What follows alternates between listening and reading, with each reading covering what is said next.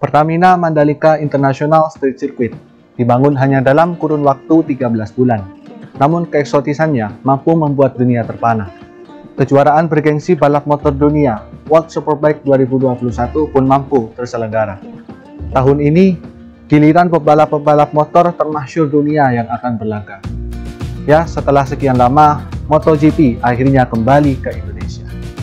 Mandalika diprediksi akan mampu menyedot atensi ribuan pasang mata dari seluruh penjuru dunia yang ingin secara langsung datang merasakan racing vibes maupun sekedar menikmati indahnya panorama.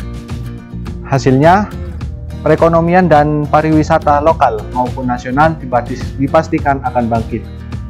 Contohnya, meningkatnya okupansi hotel dan penyewaan kendaraan, serta masuknya visa dari pelancong-pelancong asing. Ya, Mandalika merupakan buah dari pembangunan. Pembangunan infrastruktur dan sumber daya manusia yang jor-joran membuka harapan bagi Indonesia yang akan berjaya di masa mendatang, khususnya pada Indonesia Emas di tahun 2045. Ekspektasi yang tak berlebihan, mengingat Azura pada 2019 dikutip dari Merdeka.com pernah memprediksi bahwa Indonesia di masa depan akan menjadi negara yang maju, angka harapan hidup yang meningkat, seluruh Pulau Jawa akan menjadi perkotaan, dan teknologi yang terus berkembang. Selain itu, ekonomi Indonesia juga diprediksi akan masuk dalam 10 besar dunia. Namun, saudara-saudara, tanpa bermaksud untuk tidak mengaminkan, nyatanya mimpi-mimpi besar tersebut tidak akan terrealisasi jika Indonesia tidak mewujudkan mimpi-mimpi kecilnya terlebih dahulu. Apa saja mimpi-mimpi kecil itu? Sebelum lanjut, izinkan saya untuk memperkenalkan diri terlebih dahulu. Yang terhormat Dewan Juri, Panitia, serta saudara-saudara sekalian. Perkenalkan, saya Muhammad Alfa-Alfiansyah dari Universitas Negeri Malang, finalis kompetisi menulis nasional kategori opini, Yayasan Lingkar Inspirasi Bangsa, mempersembahkan karya saya yang berjudul Sederhana, Ini Dua Mimpiku untuk Indonesia. Saudara-saudara, mimpi sederhana yang pertama untuk Indonesia terbebas dari COVID-19. Boleh saja kita ambisius untuk menjadi negeri yang perkasa di masa depan. Namun, perlu juga bagi kita untuk bersikap realistis, menyadari posisi diri kita saat ini. Masalah utama tak kunjung reda dengan terus bergejolaknya problematika.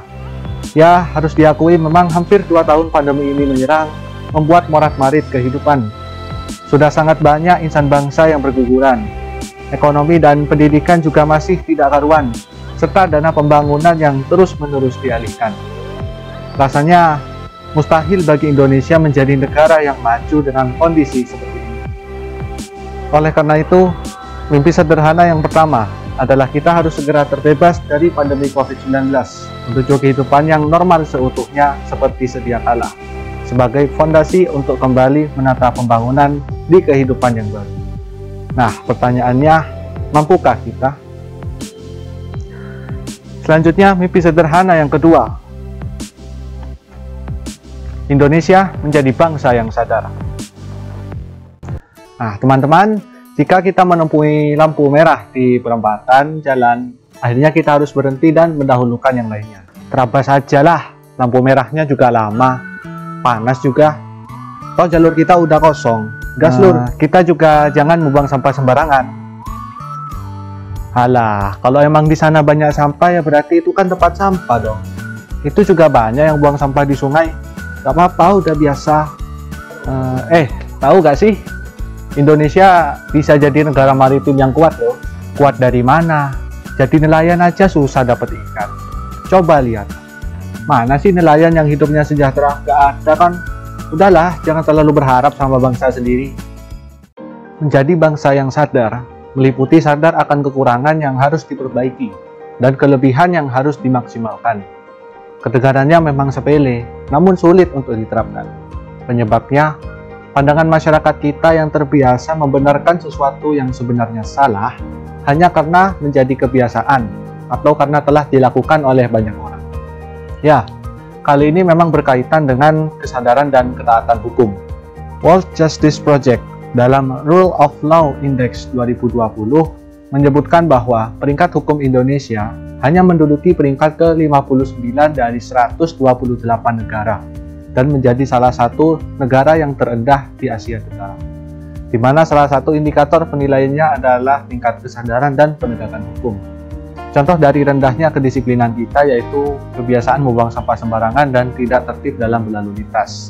Belum lagi kebiasaan buruk seperti jam karet, mager atau malas gerak, tidak mau antre, dan juga selalu ingin hasil tanpa melalui proses atau serba instan. Beberapa contoh tadi merupakan salah satu alasan mengapa kita sangat jauh tertinggal dari negeri tetangga kita, khususnya Singapura. Kunci untuk membenahinya adalah pada mental masyarakat. Revolusi mental dari masyarakat yang bermental tempe menuju masyarakat yang bermental baja akan mampu membuat mereka sadar terhadap kekurangan dan memperbaikinya, serta sadar akan kelebihan dan berupaya untuk mengoptimalkannya. Sebagai contoh potensi laut Indonesia yang masih dilakukan. Hadirin sekalian, mimpi Indonesia menjadi bangsa yang sadar diri, sederhana, namun akan menjadi gerbang untuk mewujudkan mimpi-mimpi Indonesia yang berikutnya. Saudara-saudara, pada akhirnya, kitalah yang akan menentukan nasib kita sendiri. Menuju Indonesia berdikari, memang teramat banyak impian untuk bumi pertiwi. Namun, perlu dipahami bahwa mimpi-mimpi besar terdiri dari mimpi-mimpi kecil yang menyusunnya. Saat ini, mimpi-mimpi yang sederhana itu adalah kita harus mampu segera terbebas dari COVID-19 dan secepatnya kita menjadi bangsa yang sadar diri. Mari kita bersama wujudkan Indonesia menuju negeri yang penuh dengan kejayaan. Sekian dari saya, kurang lebihnya mohon maaf. Pemain cadangan selalu tersisi. Saya ucapkan terima kasih. Assalamualaikum warahmatullahi wabarakatuh. Salam sejahtera bagi kita semua.